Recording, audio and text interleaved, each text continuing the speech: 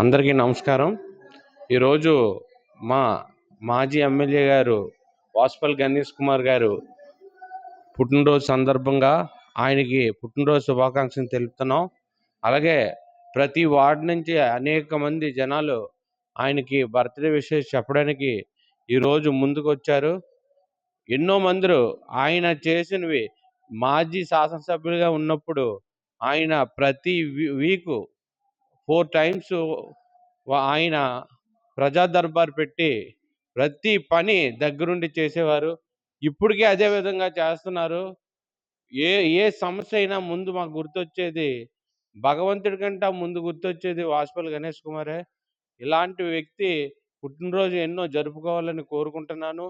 అదేవిధంగా ఇంకా నెక్స్ట్ 29లో ఆయన మేము మా వార్డు తరపు నుంచి బంపర్ మెజారిటీ ఇస్తామని ఆయనకు మాట ఇస్తూ మళ్ళీ పుట్టినరోజులు చేసుకోవాలని కోరుకుంటూ మళ్ళీ మంత్రిగా ఆయన్ని చూడాలని ముఖ్యంగా కోరుకుంటున్నాను.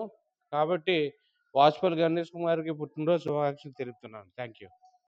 మాజీ శాసనసభ్యులైనటువంటి వాసుపల్లి గణేష్ కుమార్ గారికి దాని జన్మదిన శుభాకాంక్షలు తెలియజేసుకుంటున్నాను.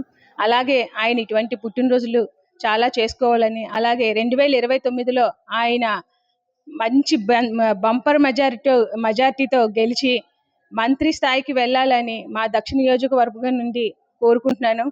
మరి ఎమ్మెల్యే గారి గురించి చెప్పాలంటే ఎంత చెప్పినా తక్కువేను. ఆయన పదవిలో ఉన్నంత కాలం కూడా ప్రజా దర్బార్ పెట్టిన రూపకర్త ఆయన. ప్రజల్లో కూడా ఎప్పుడు ఉంటారు. వారంలో 4 సార్లు ప్రజా దర్బార్ పెట్టి ప్రజల యొక్క యోగక్షేమాలు తెలుసుకుంటూ ఆయన సొంత నిధులతో వాళ్ళకి కష్టాలు తీర్చేవారు. మరి ఒక ఎమ్మెల్యే అంటే ఈ విధంగా ఉండాలి. మరి ఇప్పుడున్న ఎమ్మెల్యే గారు ఎక్కడున్నారో కనిపించట్లేదు.